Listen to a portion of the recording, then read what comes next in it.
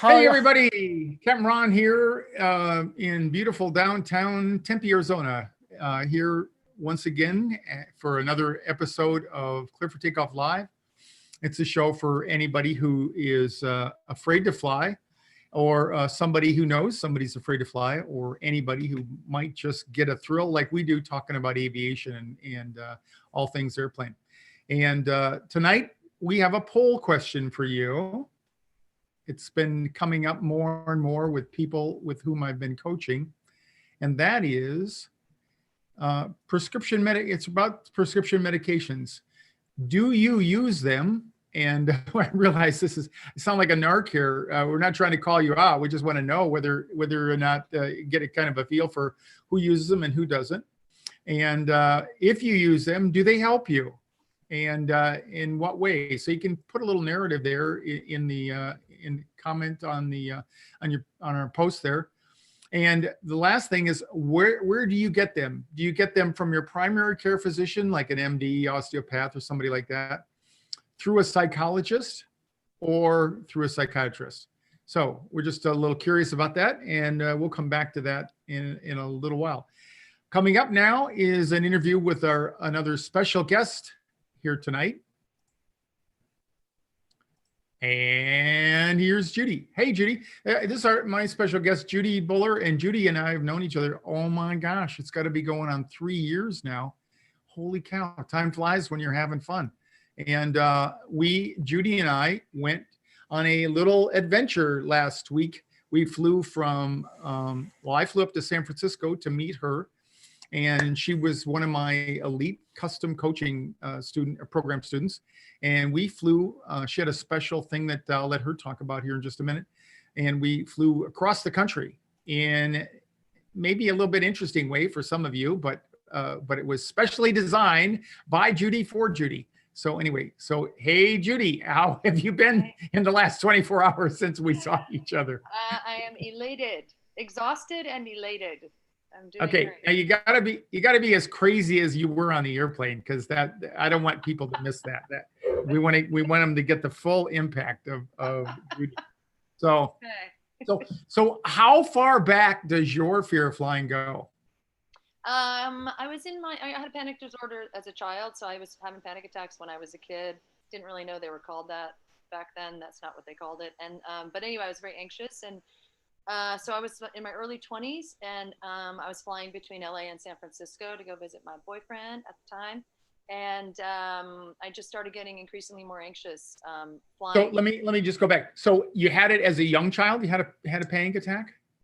Yeah, I had panic attacks when I was a kid. Like we went to the St. Louis Arch in St. Louis, and they have these little egg elevators. Right. That go up, and it was hot, and I have a big family, and we're in there, maybe 5 of us in this thing, and I remember just feeling like I had to get out of there, and I looked back on it years later and recognized that that I. So was it? Would you say, looking back, was it more the sensation of was it partly being closed up? I mean, I'm familiar with it, but I've never ridden it myself. Yeah. So. Yes, it was being closed up in there, okay. Not being able to get out. Okay, so the reason I wanted to highlight that a little bit was because that's what the amygdala does. It takes a snapshot of that and it parks it in your brain, and it says, if you ever experience this again, warning, warning, warning. Okay, yeah. And so now we'll look for other symptoms throughout your history here, and you can share those with the folks. So anyway, so that was when you first noticed that something didn't feel good, but then you were talking about when you started flying in your 20s, early 20s. Yeah. Mm-hmm. Okay. Yeah. So I started flying between LA and San Francisco, and I had a boyfriend in LA, and I lived in San Francisco, and I just started flying a lot, like every few weeks, and I would drink, and that sort of seemed to help a bit. Had a whole routine with that, and then it got increasingly harder, and then I would be sort of drunk and panicked, which wasn't really good for anybody. Right. On the plane. And then eventually I tried so hard to keep trying, and eventually I would just get off the plane before it took off repeatedly. I just tried, and so then that became a pattern where I would get on, and try. And then, before they closed, so I was always watching for when the door was going to close so that I could ask them if I could get off, before. So at some it was too point in late. time, did you then quit flying? Yeah. Oh yeah. How long ago was that? I think I was probably 23 or 24. Holy cow. Not that you're that old, because we know somebody older here. Well, let's just say I'm not 23 or 24 anymore. Right. So that was a long time ago. 30. Well, I counted at one point when I met you. So it was 32 years. So I guess it was 34 now, or maybe more. Since my first real difficulty in my early 20s. Yeah. Okay. And so what did you do in regards to trying to get over your fear of flying during that time, or did you? Oh my God. Okay. So I'm a teacher. I was in school, and then I, did some other, then I've been a teacher for a long time. And so, every summer I would try something.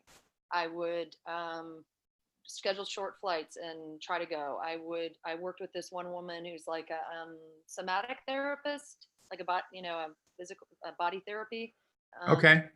For, I think I want to say 6 or 8 months.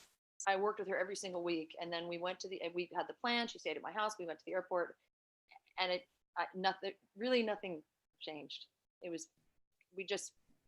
Nothing improved. I did hypnotherapy. Yeah. What did I do? Hypnosis, a bunch of sort of body therapy, a bunch of like talk therapy. Oh, I did virtual reality with a psychiatrist. So you've tried a lot of stuff. And yeah.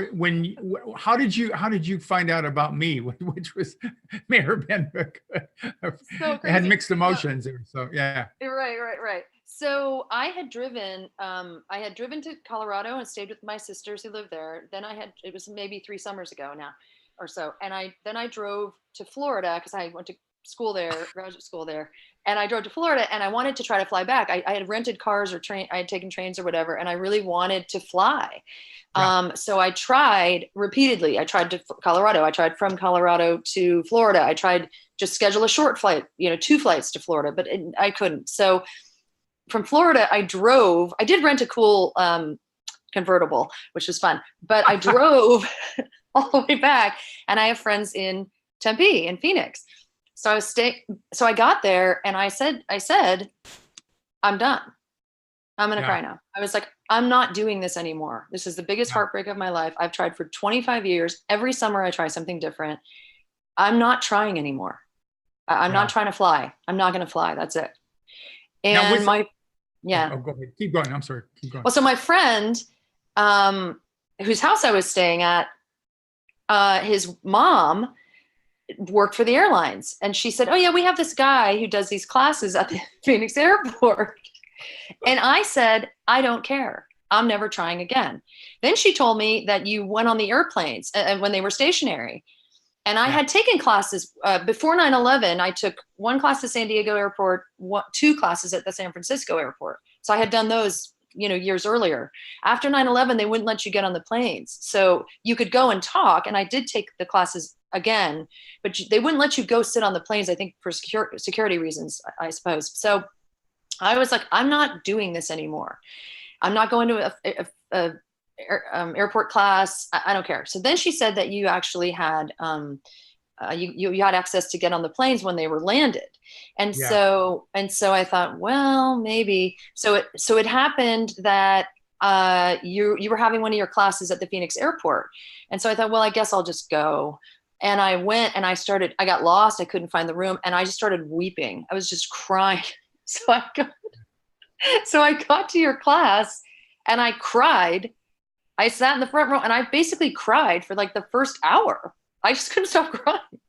And one of the reasons I and even now it tears me up, because it was such a moment for me, was when you said in your class, there's 2 kinds of fearful flyers. There's people who are afraid of the airplane, the airworthiness of the aircraft, and there's people who are afraid of their own airworthiness, which is they have panic or anxiety or whatever fears they have inside. And I had never been told that. Every class I went to, everything I had done, pretty much had dealt with the fear of crashing. Now, I'm not keen on the idea of crashing, but my primary fear was not the mechanical part.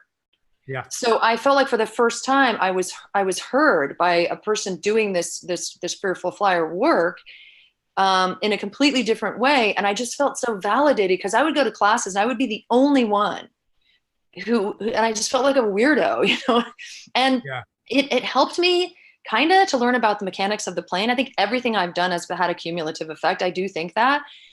But in some ways it made me feel worse because I was just, once again, this weirdo who just, if I wasn't afraid of crashing, then what was my problem? And so I had this whole other paradigm shift, and it made me cry. I was crying more because I just felt like, wow, I finally found someone who kind of gets it.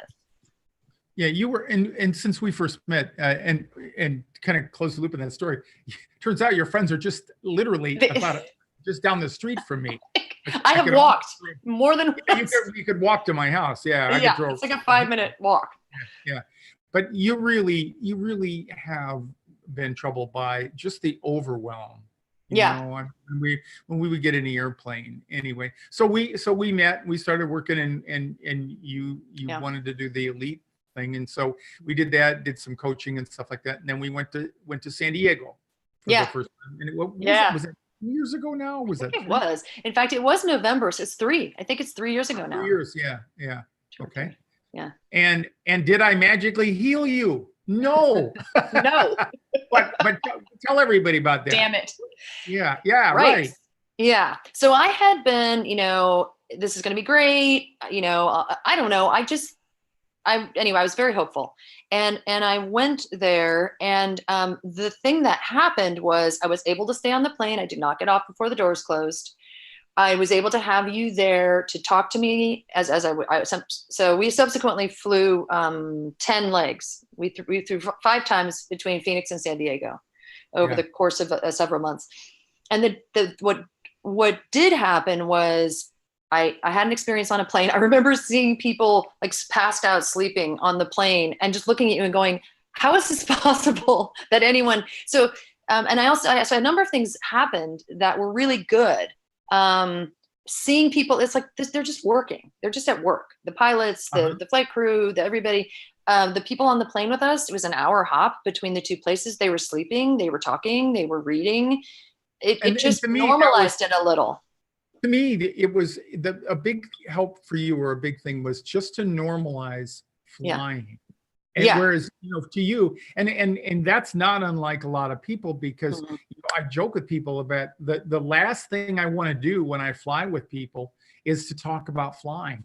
I'm really trying to get them into the frame of reference like the rest of us, we're not worried about being trapped in there, but we are worried about being bored, not from the airplane, but it's a long time to sit in a chair. Matter of fact, I had a lady a couple of weeks ago. I asked her, she said, how am I going to withstand this 3 hours? I told her to sit in her bedroom, face the wall, and put a blanket over her head and just hold her onto her phone and sit there for 3 hours. And later on, fortunately, she got that. And she said, that was the silliest thing I've ever done.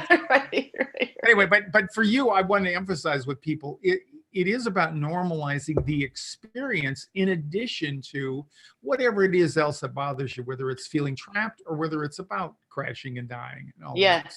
Yeah. So we flew then, and then you decided you kind of backed off for a while, right? Yeah. So we did that 10 times, and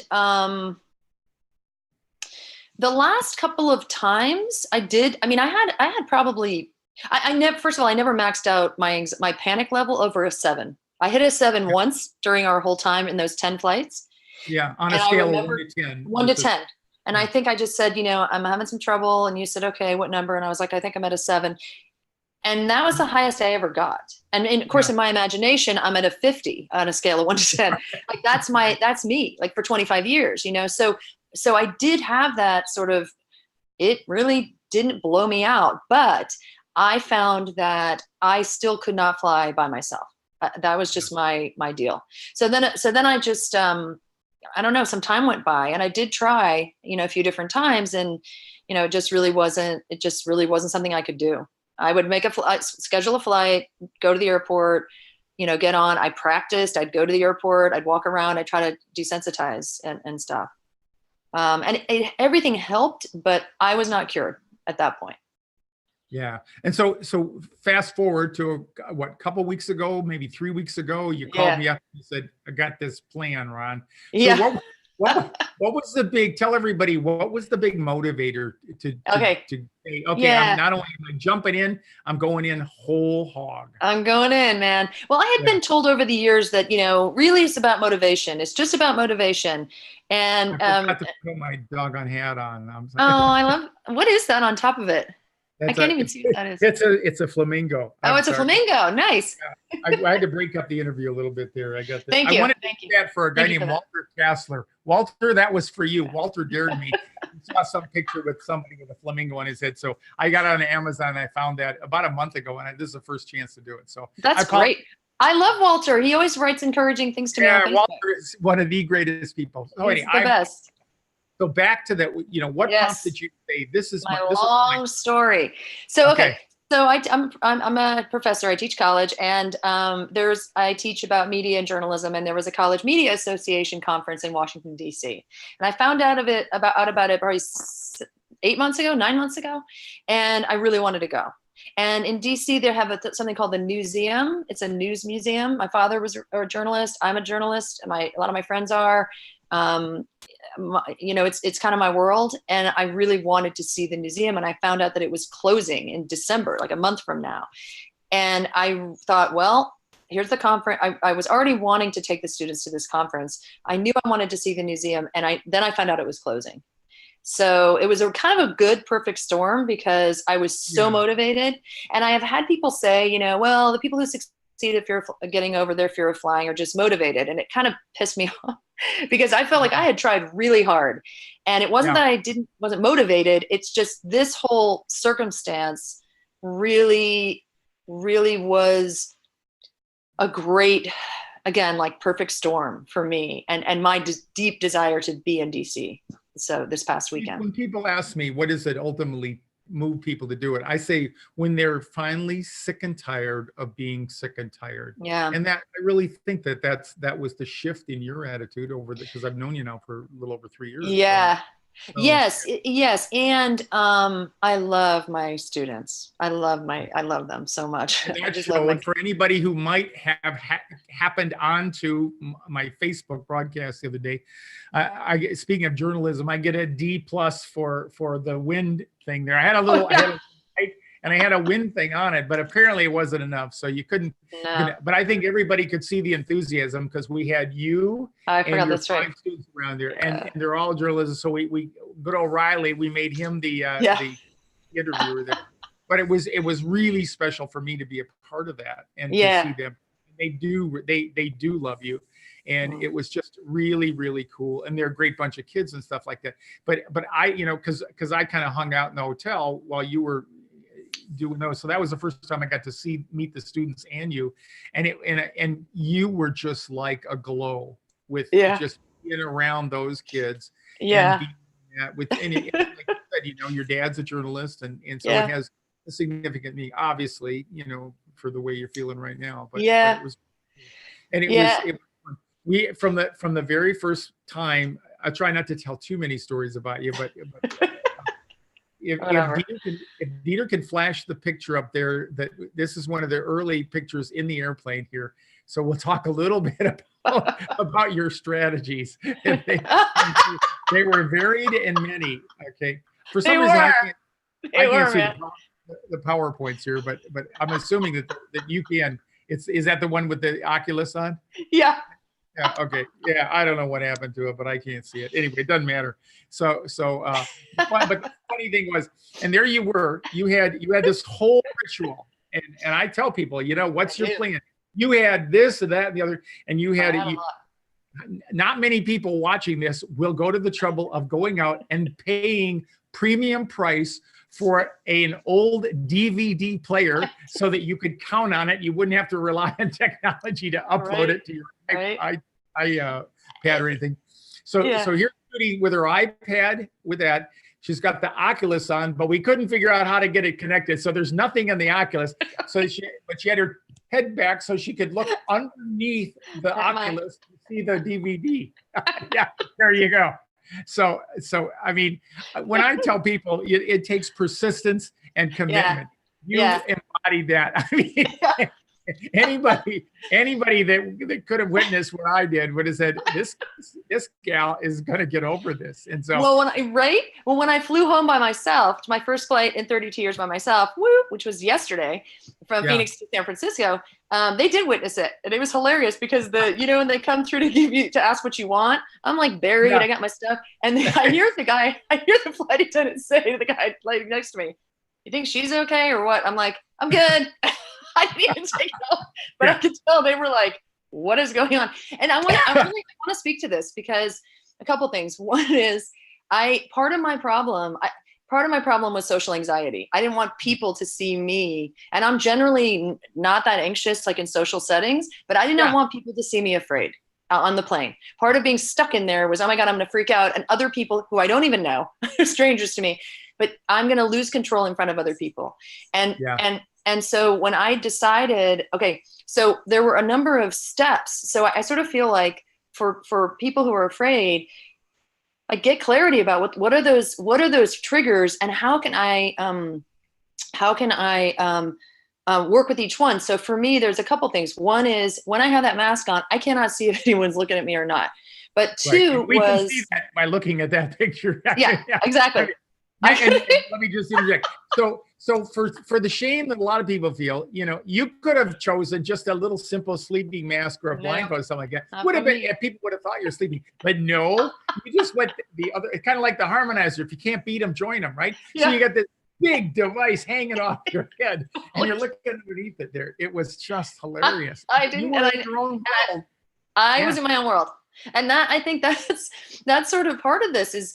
I had to do what I had to do. So one of my triggers is the visuals. I'm waiting for the door to close. I'm waiting for them to close the door. I'm looking at all the people piling in. I'm looking at, and I realized like and flying with you those 10 times, I got to really just be with those triggers. Like, what are they?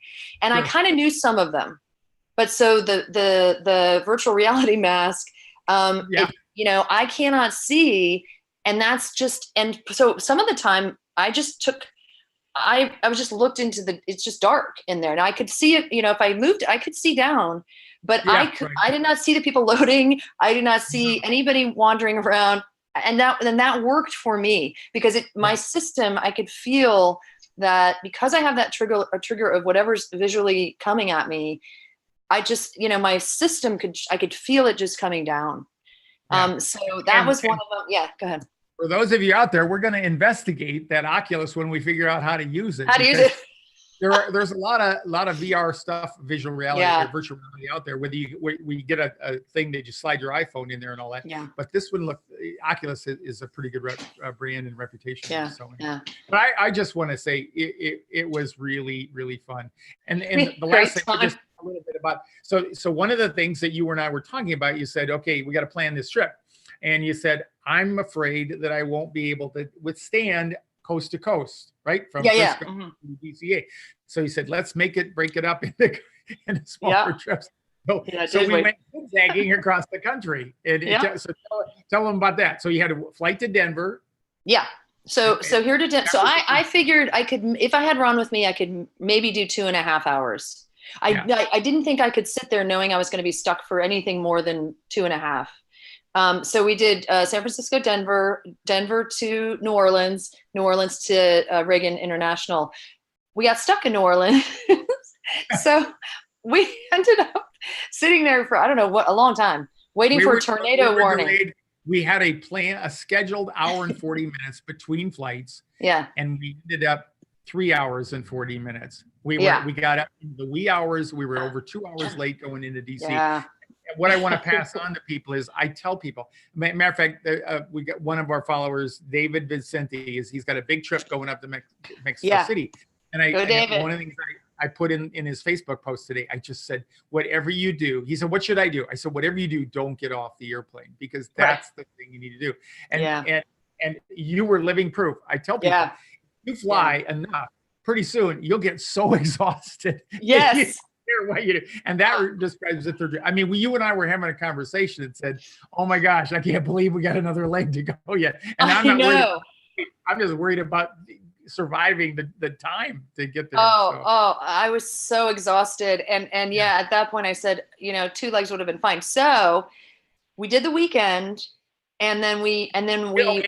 yeah, Another thing, were you bothered over the weekend? A lot of people, you know, when there's two things yeah, about fear of flying. One is, oh my God, I got to get there. And then yeah. they ruin their trip, ruminating about the trip home. So how was it Yes. on the ground during the conference? Yeah. So we got in at like 3 a.m. local time. So I was exhausted. Plus, I was doing all this stuff with my students, going to this conference, which was amazing. And, going out to the DC, just doing things. I did think about it, and I did have the anxiety try to creep in. And one of my big strategies also, which is new, was to observe and practice a mindfulness technique. Eckhart Tolle, I've been reading, but it's a lot of people talk about this. But basically, I practiced seeing sort of observing. I'm thinking this, I'm feeling this. So I would be thinking over the weekend, oh my God, a plane. I have to get on a plane. And I would just say, oh, I see that. And I would just be able to observe it. And then the most important thing that I learned on this trip was I had this whole sort of experience of like sitting back and just sort of connecting with the deepest me. Like, I'm me, I'm here, I'm having feelings, I'm having thoughts. Those are fine. Those are real. And they're not all of me. That's not all of me. And that shifted everything. My last, so critical for people to identify their feelings. Yep. And then have the experience of kind of being their own observer and saying they're just feelings.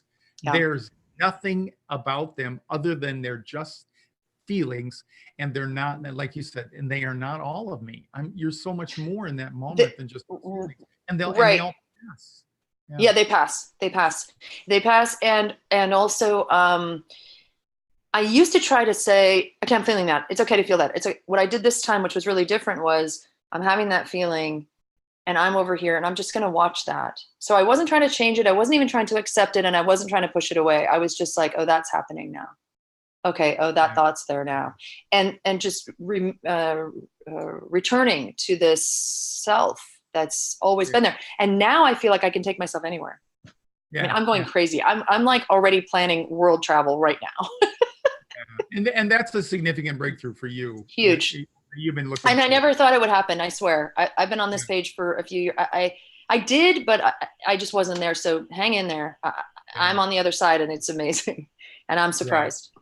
Well, we've become good friends, and I really, really, I love you dearly for having the courage to share that with me, and of course the other people around you. But it's one of the highlights of all the coaching that I've done. Thank you. It's been such a bonus to have you as a friend now. Yeah. So, like I said, when we started, this is part of the elite coaching, and in the interest of transparency, I want to mention the fact that about medication. So share with them what your attitude is towards medication and what role. Yeah. So this is also it's personal. So when I flew with Captain Ron the first 8 times, it was difficult, but it was getting better. It was getting markedly better, but I still just felt uncomfortable. So I tried Xanax on the 9th and 10th flights that we did a couple of years ago, and it helped a little bit. A little bit. It seemed to help a little bit. Since that time, I think I've gotten better at sort of mindfulness and better at sort of embodying my life a little more. So that helped me. I also shifted my hormones because I'm of a certain age, and that helped me. But anyway, so this trip I did, I took a Xanax before the flight in San Francisco. And I took one on the leg when we were stuck in Louisiana, maybe. Yeah. Anyway, I did use it. We're talking like 1/4 milligram. I think I have 0.5s. I don't even know. They're the smallest one you can get. It did help me. And I think for me, it was a tool that I needed, given my nervous system. And my hope is to, go off slowly, but for now it did really help. Yeah.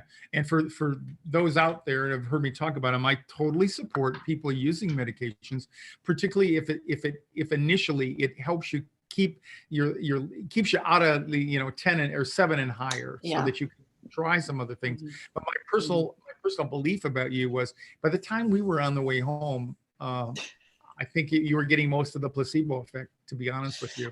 Yes. Yeah. I mean, I think I really do. Because you did, you were totally coherent and oh yeah.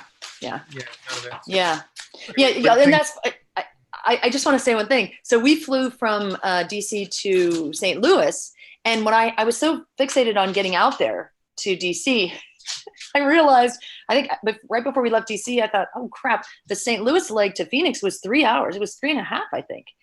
Right. And I'm sitting on the plane and I'm going, holy crap, what was I thinking? And I didn't really want to know how long it was. I'm like, I think it was like a half an hour. No, I mean, hour and a half. It was 3.5. So what happened then, which was great, was I'm on the plane with Ron. I had taken, I think, the one Xanax. And by the time we got there, way before, probably, you know, I was good. I was good. I was tired and I was ready to be home. And I kept saying, I was just like, I want to go home. And I wanted to get on a plane to go home because it was the fastest way. But I think you've talked, Ron, about the longer flights, and sometimes it can really help. And I've been resistant because I was too scared getting on to know that I was going to be stuck in there for 3.5 hours. Having done that now with you, the next morning I was exhausted. I got up, I got my flight. I went, I feel like that now actually did help. If you can, just try to stick in for a little bit longer flight, because I think it gave my nervous system a chance to get bored. Yeah. And I watched a whole movie, a movie I'd seen before that was really fun and lighthearted, and it just became like, okay, I'm just sitting here, and it really did help. Yeah. I should have videoed you doing all your things there, because God, that was entertaining for anybody. I have my iPad. And that's the thing. Get what you need. Do what you got to do. Yeah. I didn't want the DVD player. I didn't want to just use the iPad because I don't want to sit there waiting for the Wi-Fi to kick in. No. Right. So I sit down with my DVD player, I push go, I cover my face, and I'm watching, episodes or something. And that's what I needed to do. And that's why it worked, because I had to know what I had to manage. And I just did it. I don't care what anybody thinks about it. Having known you for the time I have now, and watching you with the students was absolutely one of the highlights of me doing all this. So anyway, so I'm really grateful for that. We're gonna bring Eric in here now, and I'm gonna, if you want to stay on and listen to us. If you got a contribution, because I put that poll question up there to see what other people are doing with medication stuff, and I got a little bit of an article that I found about that, so I want to touch on that. So anyway, all right, thanks, Judy, once again. My pleasure. Thank you so much. My pleasure. I really appreciate that. So hey, Eric. Okay, so we got this thing. It says aviation news roundup. If it's Boeing, I'm not going. Now that you and me used to fly Boeings all the time, right? And that's a variation, because we used to say, if it ain't Boeing, I ain't going, right? So a little bit of the twist there, which I'm sure that the author did that. And this article had to do with the aftermath, which you and I called, right? We said getting the airplane fixed is going to be the easiest part. Getting through all the post-crash analysis is going to be the tough part, and getting people confident to get back on the airplane. And as long as there are articles like this one out there, so talk to that a little bit about what you got out of that, and see if we can't make some sense out of it. So is that posted so our guys can see it? What we're talking about? The article? I'll have Peter put a link in there. Yeah. We made it basically FLF.link/flights, and then Boeing, I'm not going. It was current because of the CEO testifying before Congress and taking quite a grilling. Did you see any of that, Eric? Did you see? I did not. And I can imagine. Yeah, the guy from Wisconsin just laid into him. So I bet they did. And what you and I were talking about, the physical fix is done. I'm talking to my friends, one of my buddies that was flying it on the simulator yesterday, and they're not going to let anybody go. And they do a whole day in training now, just working on entry into actuation modes of the MCAS and exit. So they make sure they've beaten that to death, recovery from inadvertent actuation, that kind of thing. And he's a highly experienced Boeing guy. He's a 7.5 guy. He used to be an instructor of the 7.5. And he said, yeah, it's, it can be startling. And he said, fortunately, the authority of the new system is dumbed down. He said, you can catch it. And they still have the wheel crank like you and I use for manual trim. So explain, when you said the authority is cranked down, explain that just a little bit, Eric, about The what that means. pitch, the ability of the automatic system to pitch the airplane is reduced. So it is not nearly the speed or the magnitude of what it could trim the air pitch attitudes it could trim the airplane to earlier.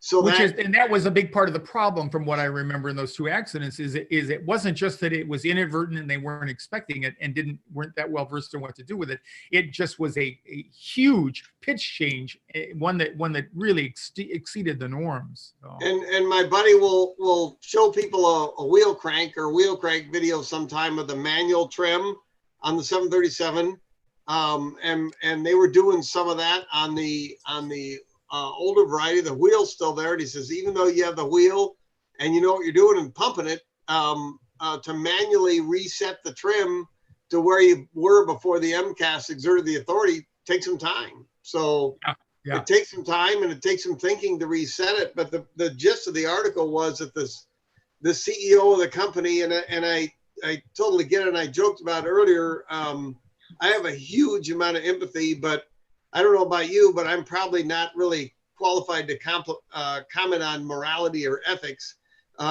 because I have so little of either. But the person was talking about how wrong it was for the officers of the company to walk away when they have, to coin a phrase, all these deaths on their hands.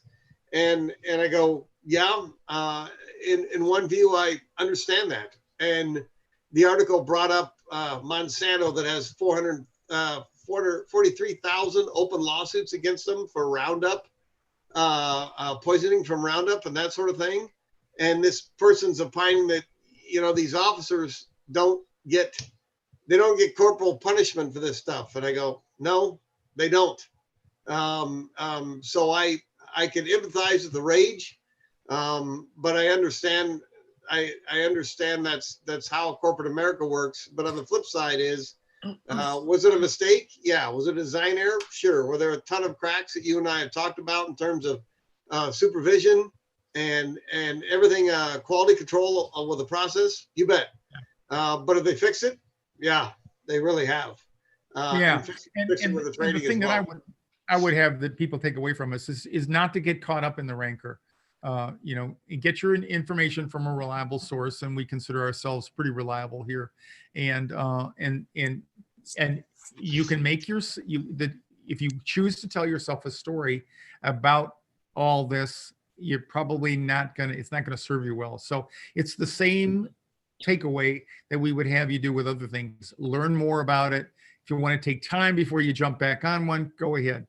But certainly don't label all of aviation by this. And we've been here before, and it will probably be here again. But regarding this thing, as I believe would happen, the entire certification process is going to get reset over this, and that's the best thing that's going to come out of that, so that it makes it impossible or virtually impossible for people to ignore things that they might have in the past. And again, I don't know the insider information either. It's always a perception on the part of other people there. I have my top secret insider information bombshell for today. Do you have your 737? You got your 737 handy? Can you reach it? Yeah, I don't have it right in front of me. Here, I'll use my training aid. Use your training aid, or I'll use my old American West. Remember when we were talking about the pickle fork? Yes. And there were some cracks found in the reason it's called a pickle fork is it straddles the fuselage. Right, and this was a separate problem, folks. This is not related to the MAX. That's right, but it's a very quick answer. I wouldn't give it to you. Yeah. So there was some cracking found in this pickle fork that mounts the fuselage to the wing. Well, they discovered real recently, last couple of days, that all the airplanes they'd found with these cracked pickle forks are sequential part serial numbers. Yeah. And we've talked before about parts tracking, what a big deal that is, where it came from, the manufacturing process, the batch, the total control of it. So for the bad news, the pickle fork cracking is bad news. The fact that they figured this out is really good news. Yeah. Because now they could say, where did that come from? What batch? And they'll know exactly which airplanes to go look at to see if these things have fatigue cracks in them or not. And now that raises the suspicion that the part didn't wear out.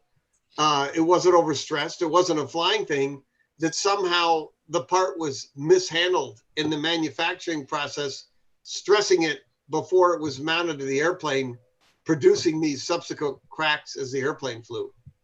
And there was a DC-10 problem back in 1972. Was a similar thing. It was a engine mount, and they found it was a maintenance procedure that caused the stress on the bolts there that caused one to fail. And so you may not be able to appreciate what Eric's saying, but that is really, really cool. One, we can track the parts. Two, it changes the whole context of the problem.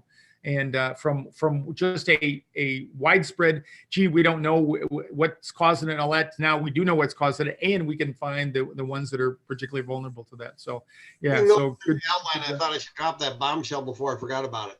Yeah, yeah.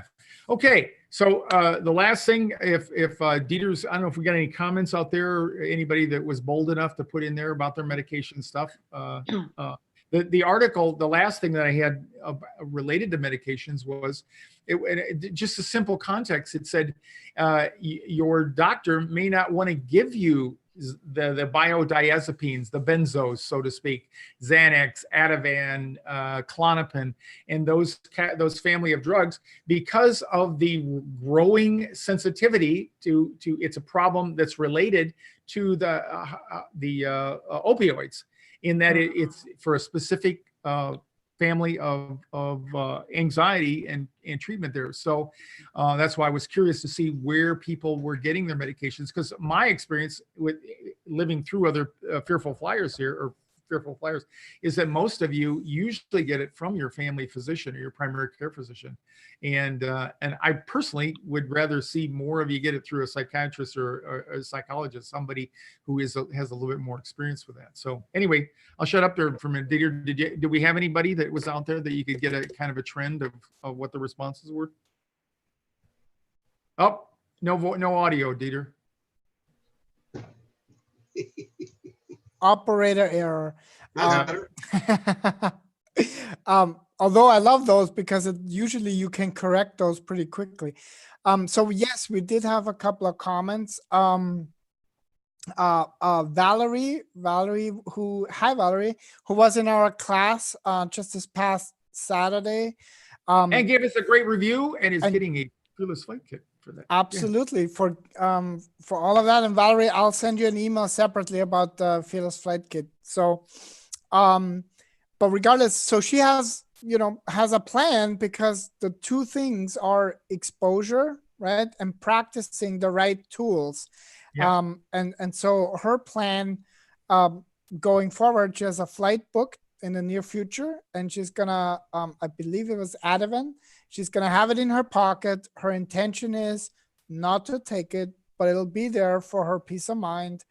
And she's gonna take the flight, and I think that's perfect, because it is. And for those people for whom those medications work effectively, and they don't work for everybody, and they don't work for everybody all the time either, but the response time is relatively short. So if you need it, it's quick acting. People tell me that they get some kind of relief within about 15 minutes. So I think that's an admirable way to approach the whole thing there. So yeah. And then Mary Mahoney Grubbs, Mary, so great to hear. So she flew just recently, and after not flying for 40 years, I mean, she was really surprised on that last flight, even though there was some turbulence, that actually she was quite calm.